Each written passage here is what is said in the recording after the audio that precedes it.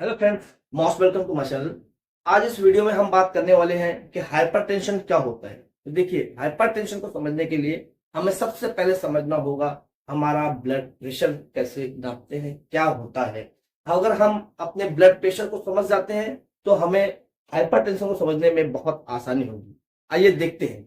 Blood pressure का मतलब ये होता है कि हमारा हार्ट जो ब्लड को पंप करता है, तो किस रफ्तार से हमारा खून हमारे नसों में जाता है और किस तेजी से हमारे ऑर्गन्स और सेल तक पहुंचता है। उसके बाद हमारा ब्लड जो है जब हार्ट सिकुड़ता है तो हमारा खून हार्ट में किस तेजी से आता है, इस चीज को हम ब्लड प्रेशर कहते हैं। और इसे दो हिस्सों में डिवाइड किया गया है, एक सिस्टोलिक एंड डायस्टोलिक। पहला सिस्टोलिक ब्लड प्रेशर मतलब हार्ट ने किस तेजी से हमारे ब्लड को फ्लो किया और वो किस तेजी से जाकर हमारी नसों के वाल को टकराया। उसके बाद ऑर्गन्स और सेल तक हमारा खून किस स्पीड से पहुंचा, इसको हम सिस्टोलिक ब्लड प्रेशर कहते हैं। अब डायस्टोलिक ब्लड प्रेशर मतलब किस तेजी से हमारा खून हमारे नसों में दौड़ रहा था और किस रफ्तार से वापस हमारे हार्ट में आया, इसको हम डायस्टोलिक कहते हैं।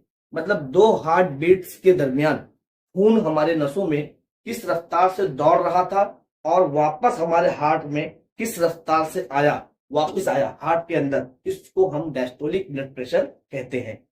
अब ब्लड प्रेशर की किस प्रेशर की पोजीशन पे हमको मेडिसिन देना है और कितने ब्लड प्रेशर पे हमको पेशेंट को रेस्ट देना है और कितने प्रेशर को हम हाइपरटेंशन नहीं कह सकते, अमेरिकन मेडिकल एसोसिएशन ने एक चार्ट बनाया है जिसको वर्ल्ड वाइड माना जाता है कि हम कितने प्रेशर पे पेशेंट को मेडिसिन देंगे और कितने प्रेशर पे हम पेशेंट को रेस्ट देंगे।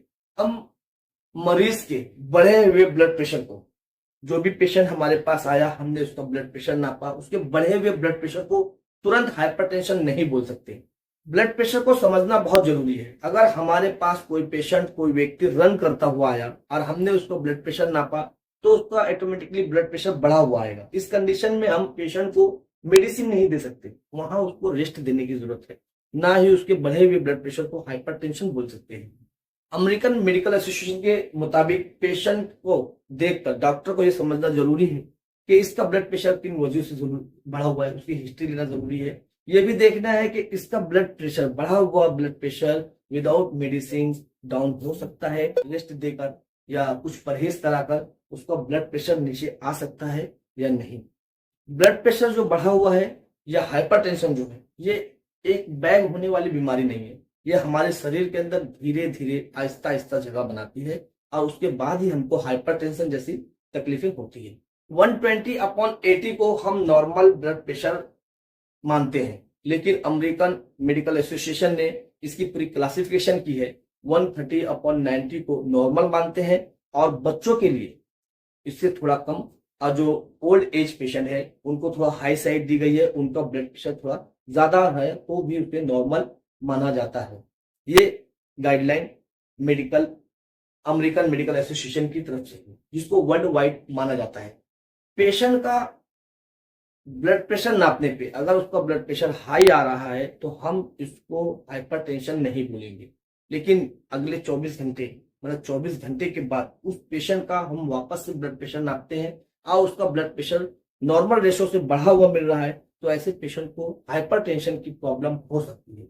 एक बात बहुत जरूरी है कि 24 घंटे के बाद हम जब उसको ब्लड प्रेशर नाप रहे हो तो उसी कंडीशन में नापना है पेशेंट का ब्लड प्रेशर जिस कंडीशन में हमने पिछली बार नापा था। अगर पेशेंट को हमने बैठा के ब्लड प्रेशर नापा है तो हमें उसे बैठा के ब्लड प्रेशर नापना है। अगर हम उसे लेटा के ब्लड प्रेशर नापते हैं तो लेटा कर ब्लड प्रेशर नापना है। उसके बावजूद अगर बढ़ा हुआ ब्लड प्रेशर आता है, मतलब ये 24 घंटे से लेके वो 24 घंटे तक अगर उसका प्रेशर ब्लड प्रेशर बढ़ा हुआ मिलता है तो वो हाइपरटेंशन का पेशेंट हो सकता है। हाइपरटेंशन से होने वाली तकलीफें, वो क्या क्या प्रॉब्लम हमारे शरीर में क्रिएट कर सकता है, इसके बारे में मैं नेक्स्ट यहाँ पर, अगर हाइपरटेंशन है तो कुछ प्रिवेंशन में बताता हूँ क्या करना है। सबसे पहले तो मेडिसिन हमको लाइफ टाइम लेना है। आइए इस पे बात करते हैं। अगर कोई पेशेंट है वो WHO की सारी गाइडलाइंस को फॉलो करता है, सारी वो चीजें जो उसको यूज नहीं करना चाहिए, अपना लाइफ स्टाइल चेंज करता है, मतलब WHO की पूरी गाइडलाइन फॉलो करने के बाद भी अगर उसका ब्लड प्रेशर बढ़ा हुआ हो तो उसे लाइफ टाइम ब्लड प्रेशर की मेडिसिन खानी पड़ेगी, वरना बॉडी के अंदर बहुत सारे प्रॉब्लम हो सकते हैं। अगर ब्लड प्रेशर बड़ा है तो बॉडी के अंदर जो अपने सॉफ्ट ऑर्गन्स है उनको भी तकलीफ हो सकती है, तो ब्लड प्रेशर की मेडिसिन आप नहीं छोड़ सकते। आपके कंसल्टेंट ने, आपके डॉक्टर ने आपकी कंडीशन देखकर जो मेडिसिन आपको चालू की है उसे आपको रेगुलर खाना पड़ेगा। तो मैं समझता हूँ कि एक आसान और सिंपल भाषा में मैंने आपको हाइपरटेंशन एक्सप्लेन करने की कोशिश की, जो आप लोगों ने आसानी से समझा होगा।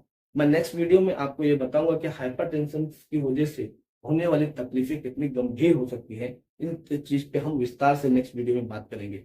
मेरा वीडियो अगर आप लोगों को अच्छा लगता है तो इसे जरूर शेयर करिए। Thank you so much for watching my video. Thank you very much.